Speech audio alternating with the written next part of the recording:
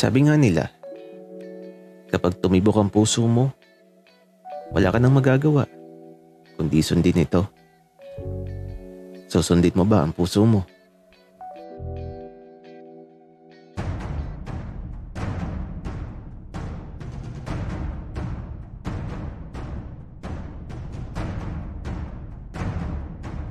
Kaibigan, huwag mong kalimutan mag-subscribe sa aming channel at huwag din kalimutan i-click ang notification bell at subscribe button. Subscribe na!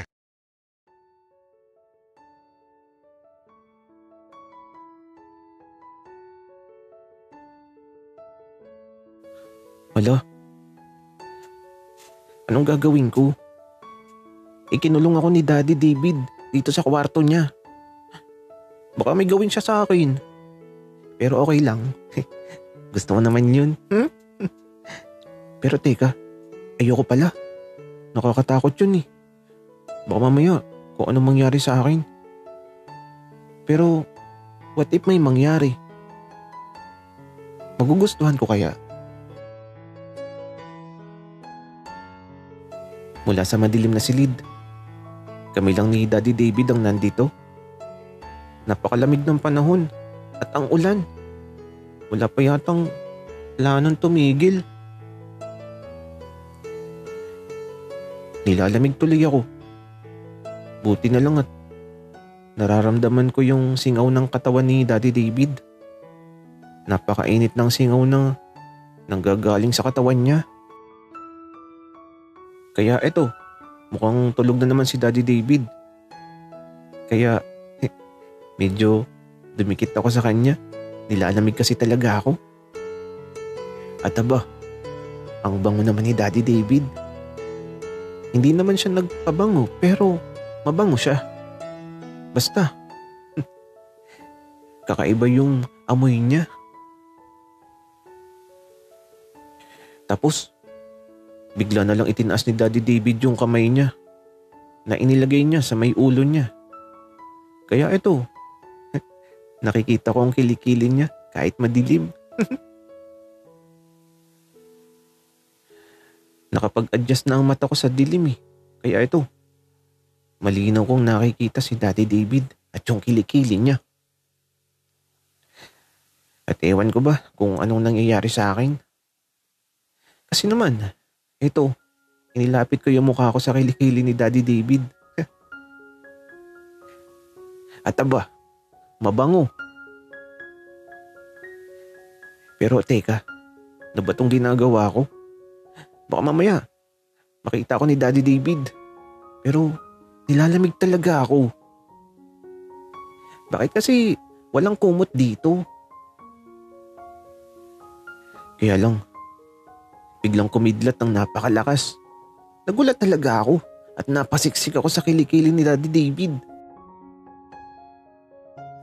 Parang sasabog ang puso ko sa takot. Kaya ito, di ko na namalayang nakasiksik na ako sa kilikili ni Daddy David. Nahala. Nakatingin na pala sa akin. Kaya ito, lumayo ako. Nahiya ka pa eh. Bahala ka. Ikidlat ulit.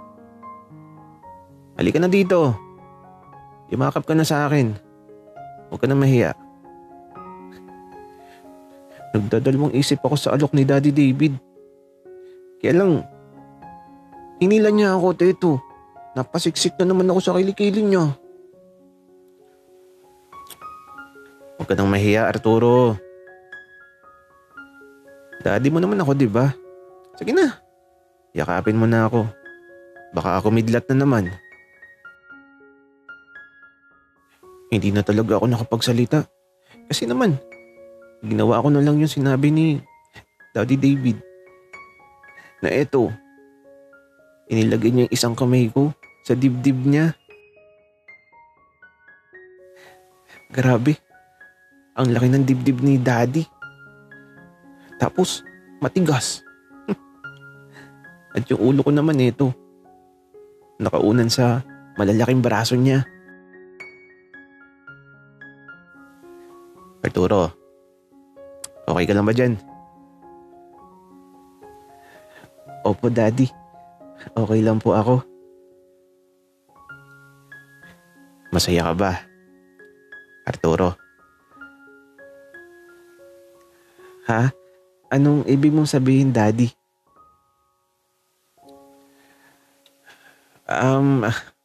Wala, Arturo. Sige na.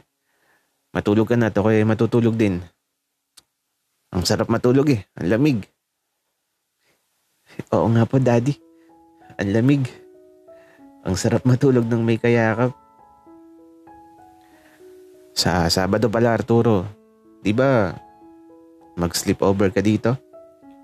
Kung gusto mo, dito ka na lang matulog sa silid ko. Daddy, nakakahiya po. Tsaka baka kung anong isipin ni Benji kapag sa tabi mo ako natulog. Arturo, ano namang iisipin ni Benji? Siguro ayaw mo lang akong katabi. Pero sige, akong bahala. Basta sa Sabado ng gabi, di ko ilalak ang pintuan ng silid ko. Para kapag gusto mo ng katabi at kayakap, andito lang ako. Ay, hindi ko po alam, Daddy. Bahala na po. Bika ko naman. Kasi parang ang hirap sumagot sa ganun. Baka kasi magtaka si Benji. Arturo, ang cute mo, no? Lagi kang papasyal dito, ha? Gusto kasi kitang lagi nakikita yung mukha mo. Napaka-cute. Ganun po ba, Daddy? Sige po. Wika ako. At ito, hindi na ulit nagsalita si Daddy. Naging tahimik na siya. At sa paglipas ng mga sandali, naghihilik na si Daddy David. Nakatulog na siya. Ako naman, di ako makakatulog kasi kinakabahan ako. Di ko naman inasahan na mangyayari ang ganito. Kasi noon, nakasilip lang ako dun sa labas. Pinagmamasdan ko lang si Daddy. Pero ngayon, eto na siya. Nasa isang silid kami tapos nakayakap pa ako sa kanya. Gagi, ano ba 'to nangyayari? Totoo ba 'to? Baka mamaya, panaginip lang pala. Pero kung panaginip lang talaga 'to, okay lang. Ang mahalaga masaya ako sa panaginip ko. Ikaw ba naman ang makasama mo at makayakap mo sa isang silid ng crush mo? Kaya naman, habang mahimbing na natutulog si Daddy David, eto, inalis ko sa dibdib niya yung kamay ko at marahan ko tong ililipat sa pagitan ng mga hita niya. Kalmado lang dapat at saka dahan-dahan lang para di magising si Daddy David. Kaya ito, dahan-dahan lang sa paglipat ng kamay ko. Grabe. Ano ba tong kalokohan na ginagawa ko? Pero, konti na lang at eto na. Nakadikit na.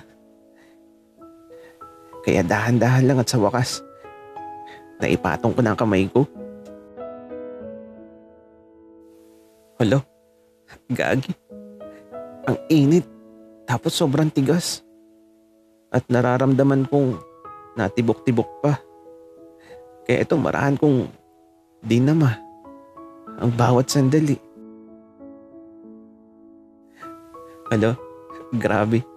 Sobrang saya ko habang dinadama ko ang noon eh. Nakikita ko lang. Pero ngayon, nakalapat na ang kamay ko. Sobrang saya ko sa nangyayari. Pakiramdam ko, natupad na lahat ng mga pangarap ko. Pero, teka, paano kung ipasok ko sa loob ang kamay ko? Kaya lang natatakot ako. Pero, sige na nga, susubukan ko. Dahan-dahan ko ulit na itinaas ang kamay ko. At eto, gamit ang isa ko pang kamay, Itinaas ko na ang garter ng boxer short at bahala ng isang kamay ko sa pagpasok.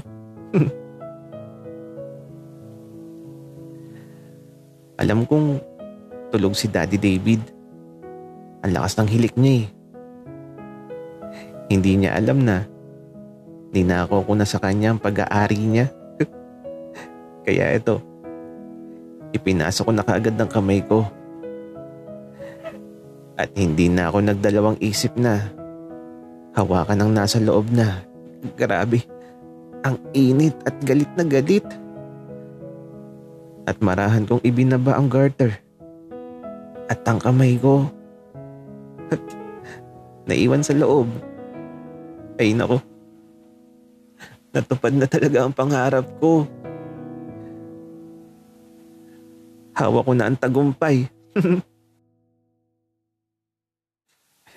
Kaya lang, biglang tumigil sa paghihilik si Daddy David. Gagi, anong gagawin ko? Gising na ba siya? Paano ko magpapaliwanag kapag nalaman niyang hawak ko ang sandata niyang pandigma? Naku naman,